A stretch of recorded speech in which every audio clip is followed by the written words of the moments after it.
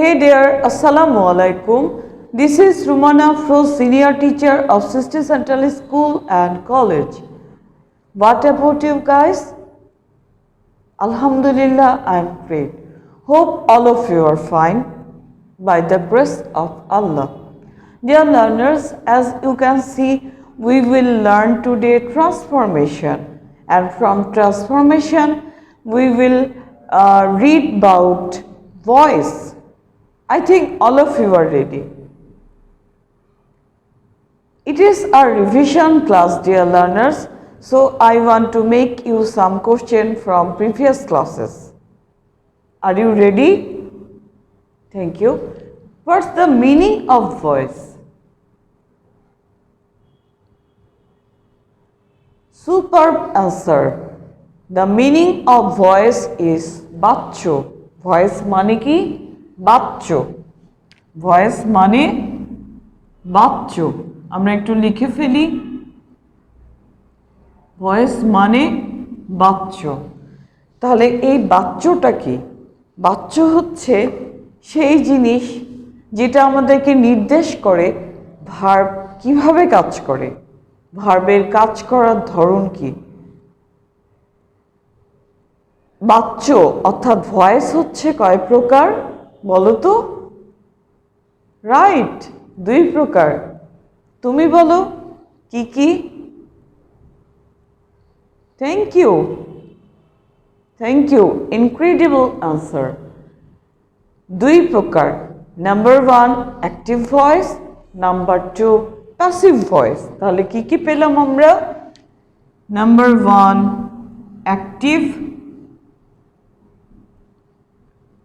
Active voice আর একটা কি passive voice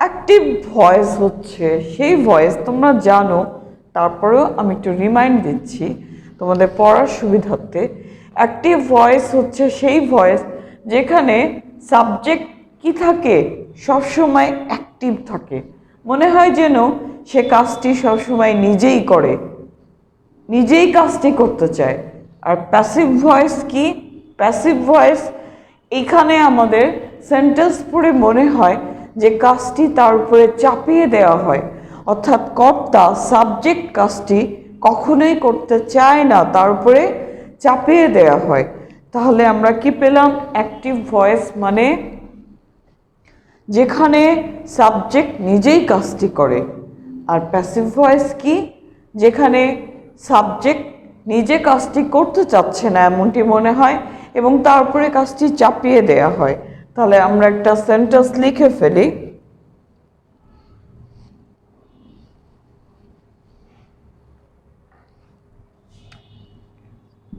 he writes a letter সে একটি চিঠি লিখে এটা কোন ভয়েসে চেঞ্জ করতে হবে কেউ বলতে পারবে অ্যাক্টিভ না প্যাসিভ অর্থাৎ আমরা কি করে চিনব যে এটা অ্যাক্টিভে আছে না প্যাসিভে আছে এটাও তো জানা দরকার অনেক সময় প্রশ্নে উল্লেখ থাকে ভয়েস অর্থাৎ কেবলমাত্র ভয়েস চেঞ্জ করতে বলা হয় অর্থাৎ তোমাকেই আইডেন্টিফাই করতে হবে যে ভয়েসটি অ্যাক্টিভ না প্যাসিভ এটা আইডেন্টিফাই করে তোমাকে অপোজিট ফর্মটায় চেঞ্জ করতে হবে সবসময় উল্লেখ থাকে না যে অ্যাক্টিভ আর প্যাসিভ তাহলে আমরা অ্যাক্টিভ ভয়েস কিভাবে চিনব আমি লেখার আগে একটু তোমাদেরকে বলে দিই এই যে এটা হচ্ছে অ্যাক্টিভ ভয়েস কারণ এটা যদি প্যাসিভ ভয়েসে থাকতো তাহলে এখানে 2-3টা বিষয় তুমি পেতে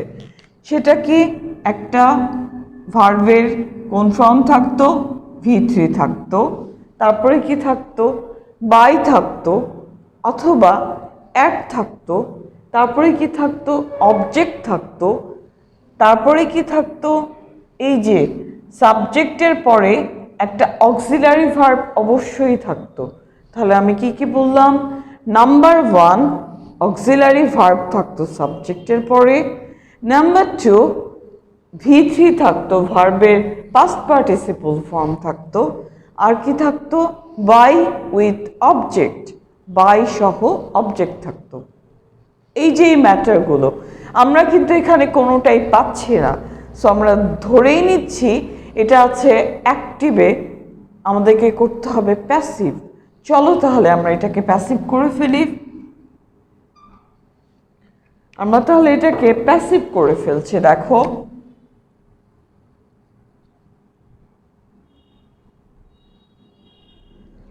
ব্র্যাকেটে প্যাসিভ লিখে দিলাম। এখন প্যাসিভ করতে গেলে চেঞ্জগুলো কি হয় আমরা একটু জানি। প্রথমেই আমাদেরকে ভার্ব আইডেন্টিফাই করতে হয়, ভার্বের পরে অর্থাৎ টেন্স আইডেন্টিফাই করতে হয়। ভার্বের পরে আমরা একটু খেয়াল করে দেখব যে এটা আসলে কোন সেন্টেন্সে আছে, কোন সেন্টেন্সে আছে এটা দেখব, ঠিক আছে। তাহলে ভার্ব অথবা টেন্সের উপর বেসিস করে আমাদেরকে কিন্তু অক্সিলারি ভার্ব নিতে হয়, আমি একটু আগেই বলেছি। তাহলে অবশ্যই আমি আগে ভার্ব খুঁজব, ভার্ব খুঁজে পেলাম রাইটস।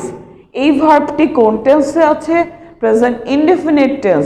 প্রেজেন্ট ইনডেফিনিট টেন্সে থাকলে আমাকে অবজেক্টটি সাবজেক্ট হিসেবে সাবজেক্ট রূপে আনার পরে একটা অক্সিলারি ভার্ব নিতে হবে। এটা তোমাদের ভয়েস অংশে একটি চার্ট রয়েছে, ওই চার্টে সুন্দর করে দেয়া আছে।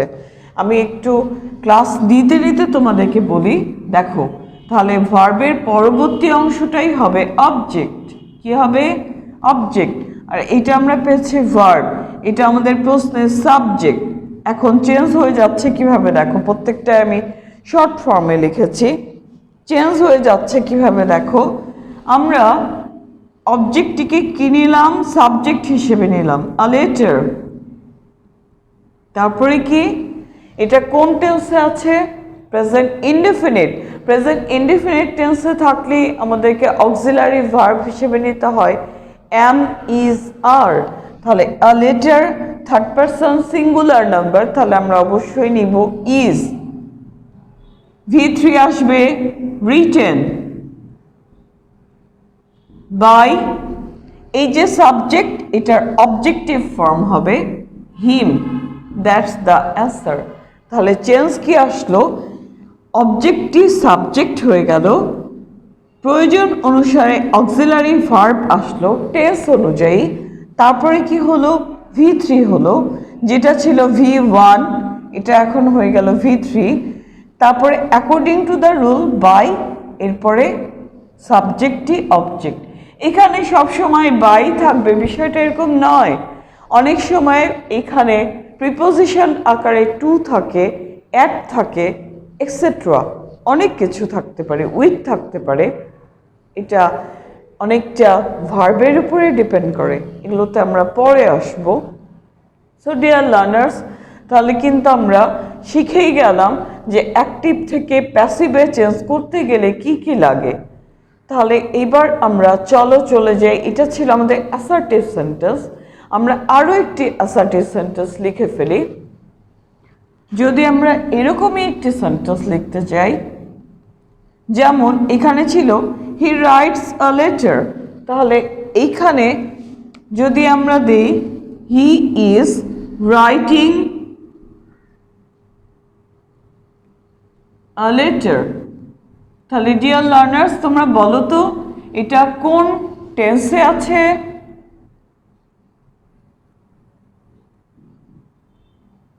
Outstanding, thank you. এটা আছে হচ্ছে প্রেজেন্ট কন্টিনিউয়াস টেন্সে। So according to the rule আমাদেরকে নিতে হবে এম বিং, ইজ বিং অথবা are being, am being, is being অথবা are being. Am is are যে কোনো একটা প্রশ্নেই থাকবে, আমাকে চেঞ্জ করতে হবে কি অনুযায়ী, আমার অবজেক্টটি যে সাবজেক্ট হবে সেই অনুযায়ী। দেখো এবার a letter, third person singular number, is, এই জন্য নিলাম ইজ। তারপরে কি হবে, ইজ থাকার জন্য এবং ভার্বের সাথে আইএনজি আছে এই জন্য হয়ে যাচ্ছে being. According to the rule a letter is being written by him. তোমরা কিন্তু এইভাবে সহজেই অ্যান্সার দিতে পারো। তাহলে আমরা কি দেখতে পাচ্ছি, অবজেক্টিভ সাবজেক্ট হয়ে গেল এবং টেন্স অনুযায়ী কি আসলো, একটা অক্সিলারি ভার্ব আসলো, এখানে ভার্বের সাথে আইএনজি যুক্ত আছে, বিং আসলো। এই ছকটি তোমরা পুরোটাই তোমাদের ভয়েস অংশে পেয়ে যাবে। এটা একটু তোমরা মুখস্থ করে নেবে, আমি জানি তোমরা পড়েছো, তারপরেও একটু তোমাদেরকে রিমাইন্ড দিচ্ছি। রাইটিং ছিল, যেটা হবে written by him, that's the answer. So dear learners, now I am going to imperative sentence now. চলো আমরা একটু ইম্পারেটিভ সেন্টেন্সে চলে যাই। অ্যাসার্টিভ তো আমরা শিখেই ফেললাম। ইম্পারেটিভ সেন্টেন্সের একটা ক্যারেক্টারিস্টিক হচ্ছে, সাধারণত এই সেন্টেন্সগুলো ভার্ব দিয়ে শুরু হয়। শুরুতে ডোন্ট থাকতে পারে, শুরুতে নেভার থাকতে পারে, শুরুতে লেট থাকতে পারে। আমরা একটু দেখে নিই কেমন হতে পারে। ইম্পারেটিভ, আমরা এবার কোথায় আছি? ইম্পারেটিভ সেন্টেন্সে। একটু ক্যাটাগরিগুলো তোমরা খেয়াল করো। ইম্পারেটিভে আছি আমরা, অর্থাৎ ইম্পারেটিভ সেন্টেন্স শুরুতেই থাকতে পারে ভার্ব।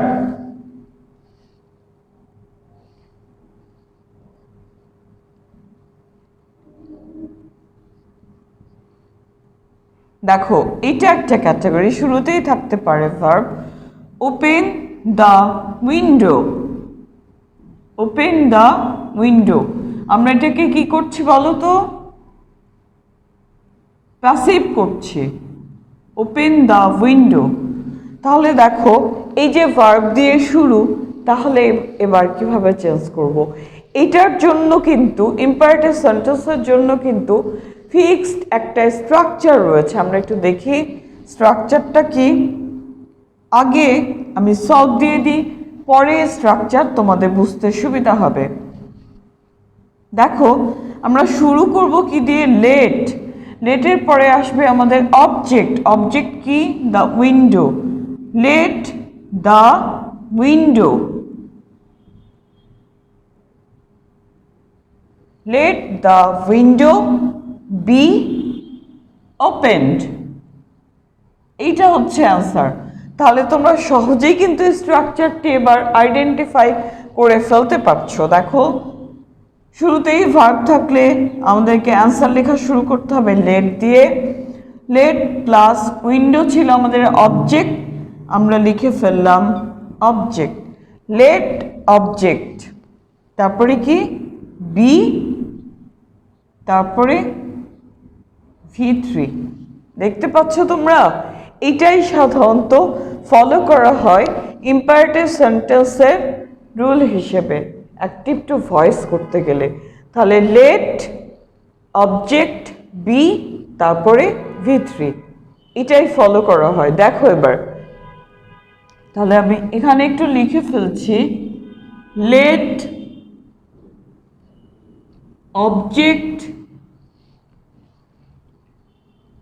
বি প্লাস V3, এইটাই আমাদেরকে সাধারণত ফলো করতে হবে। দেখো, আমি এবার আরেকটি রুল, সেকেন্ড রুলে চলে যাচ্ছি। ইম্পারেটিভ সেন্টেন্সের সেকেন্ড রুলে চলে যাচ্ছি। দেখো, ডোন্ট নেগলেক্ট দ্য পুর।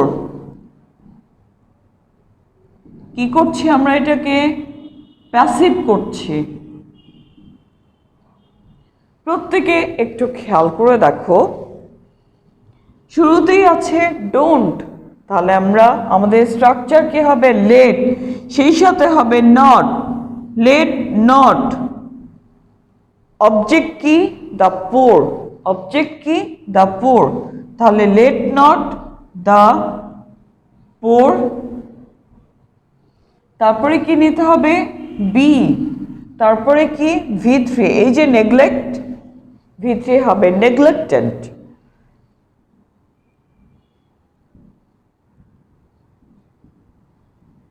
তোমরা দেখতে পাচ্ছ, ইম্পারেটিভ সেন্টেন্স কিন্তু ওই একটা রুল দিয়েই সব ধরনের ক্যাটাগরি আমরা চেঞ্জ করে ফেলতে পারছি খুব সহজে। So dear learners, you have to memorise the structure to change it into passive in the category of imperative sentence. ওকে, এবার আমরা চলে যাচ্ছি আরেকটি ক্যাটাগরিতে, and that is starting with never.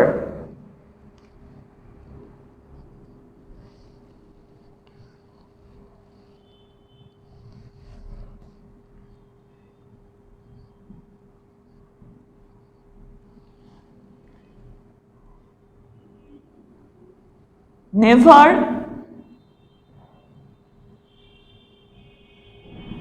neglect, never neglect your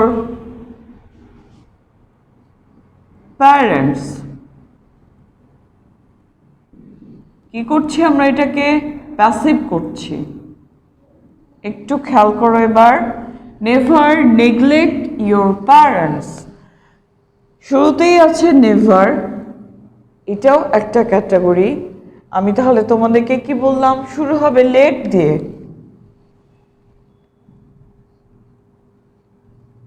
late, never, object আগে আসবে your parents,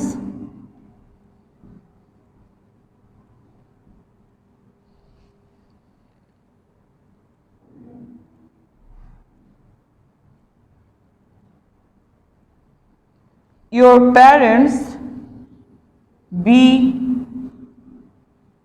neglected, এটাই হচ্ছে অ্যান্সার। তাহলে আমরা কি পেলাম? নেভার থাকলেও লেট নিতে হবে, অবজেক্ট নিয়েছি ইয়োর প্যারেন্টস, তারপরে কি according to the rule be neglect, V3 হচ্ছে নেগলেক্টেড। এরপরে আমরা চলে যাচ্ছি নেক্সট ক্যাটাগরি, অ্যান্ড এখানে আমরা দেখতে পাচ্ছি এই সেন্টেন্সটি শুরু হবে লেট দিয়েই। কি দিয়ে শুরু হবে? লেট দিয়ে। তখন কি করব? অ্যান্সার কি আমরা লেট দিয়ে শুরু করব না অন্য কিছু আসবে? দেখো, লেট হিম ডু ইট, এটাও কিন্তু ইম্পারেটিভ সেন্টেন্সের একটা ক্যাটাগরি, এবং তোমরা মনে করতে পারো যে এটা তো প্যাসিভেই আছে কারণ লেট আছে, তাই না? ডিয়ার লার্নার্স, এটা কিন্তু প্যাসিভে নেই, এটা অ্যাক্টিভ আছে। তুমি কি করে বুঝবে বলো? কারণ তোমার অক্সিলারি, কারণ তোমার প্রিন্সিপাল ভার্ব ডু, এটা কিন্তু ডান থাকা উচিত ছিল। কি থাকা উচিত ছিল? ডান। এবং এখানে বাই আসবে, অবজেক্ট আসবে, বাই আসবে, অবজেক্ট আসবে। এখানে আমরা ডাবল অবজেক্ট দেখতে পাচ্ছি, খেয়াল করো, এই যে হিম একটা, ইট একটা। ওকে, তাহলে একটু এটা আলাদা, এটাও লেট দিয়েই শুরু হবে, কিন্তু তোমরা লেট থাকলেই মনে করবে না যে এইটা আমাদেরকে চেঞ্জ করতে বলা হচ্ছে অ্যাক্টিভে, এটা প্যাসিভে দেওয়া আছে, তা না, কারণ এখানে V3 নেই। তাহলে একটু দেখে নিই আমরা কি চেঞ্জ। লেটের জন্য আসবে লেট, লেটের জন্য কি আসবে? লেটের জন্য কিন্তু লেট আসবে। তারপরে আসবে অবজেক্ট। কোন অবজেক্ট? এই যে সেকেন্ড অবজেক্ট আগে, ভার্বের পরবর্তী অবজেক্টটি আগে, ভার্বের পরবর্তী অবজেক্টটি আগে। Let it be done by him. তাহলে এই স্ট্রাকচারটা একটু আলাদা। কেন আলাদা? এখানে দুটো অবজেক্ট রয়েছে। কোন কয়টা অবজেক্ট? দুটো। এটা যদি আমরা O1 ধরি, এটা যদি আমরা O2 ধরি অবজেক্ট, তাহলে কি দাঁড়াচ্ছে? স্ট্রাকচার কি দাঁড়ায়? লেট ইট আগে নিয়েছি, তাহলে কি হয়? অবজেক্ট টু, তারপরে কি হলো? বি, তারপরে কি হলো? V3, তারপরে কি হলো? বাই, তারপরে কি হলো? Object 1, object 1। এটা তোমাদেরকে একটু লিখে নিতে হবে। অর্থাৎ লেটের জন্য যদি আবারও লেট দিয়েই অ্যান্সার করতে হয় আমাদেরকে, তখন কিন্তু অবজেক্ট একটা বেশি থাকে। সেই ক্ষেত্রে এই স্ট্রাকচারটি তোমরা মনে রাখবে, ঠিক আছে? আর বাকিগুলোতে পূর্বের স্ট্রাকচার ফলো করতে হবে। খুব সহজ। ডিয়ার লার্নার্স, তোমরা একটু এটা লিখে নিতে পারো। তাহলে যদি কোনো প্রবলেম থাকে অবশ্যই তোমরা আমার সাথে কন্ট্যাক্ট করবে। আমি তোমাদের HW দিয়ে দিচ্ছি। HW হচ্ছে কেবলমাত্র ইম্পারেটিভ সেন্টেন্সের আমি কয়টা ক্যাটাগরি লিখেছি বলো তো? 4 ক্যাটাগরিজ, 4টি ক্যাটাগরি লিখেছি। তাহলে 4 সেন্টেন্সেস, 4টা সেন্টেন্স লিখবে। অ্যান্ড অ্যান্সার্স, এটা হচ্ছে তোমাদের HW। Okay, 4 sentences and answers, অর্থাৎ ইম্পারেটিভ দিয়ে 4টে সেন্টেন্স এবং এগুলোর উত্তর। So my dear students, that's all. If you face any problem you can contact me. Dear learners, তোমরা জানো তোমাদের এই মাসের থিম ডায়লগ হচ্ছে কি বলো তো? স্বদেশপ্রেম এবং সৎ চরিত্র গঠন। এই দুটো বিষয় একটা সুনাগরিক হওয়ার জন্য, একজন সুনাগরিক হওয়ার জন্য, একজন ভালো মানুষ হওয়ার জন্য কিন্তু খুবই গুরুত্বপূর্ণ। আমি তোমাদেরকে পূর্বের ক্লাসেও বলেছি এই বিষয়টি নিয়ে, এই বিষয় দুটো নিয়ে ডিটেলসে বলেছি। আমরা অবশ্যই চরিত্র ভালো রাখার জন্য, সৎ চরিত্রের অধিকারী হওয়ার জন্য প্রথমে যেই কাজটি করব সেটা হচ্ছে পিতামাতার সাথে ভালো ব্যবহার, ছোটদের সাথে ভালো ব্যবহার। আমরা 5 ওয়াক্ত নামাজ পড়ব, সবসময় সত্য কথা বলবো। আর স্বদেশ প্রেমী হতে গেলে দেশের মানুষের সাহায্য করতে হবে, দেশের মানুষের উপকার করতে হবে, কখনো কারো ক্ষতি করা যাবে না। প্রয়োজনে দেশের জন্য নিজের জীবনকে, নিজের জানকে বাজি রেখেও কাজ করতে হবে। Okay, that's all for today. Next day we will be with another parts or another rules of voice. Till then, goodbye and assalamu alaikum. Have a nice day.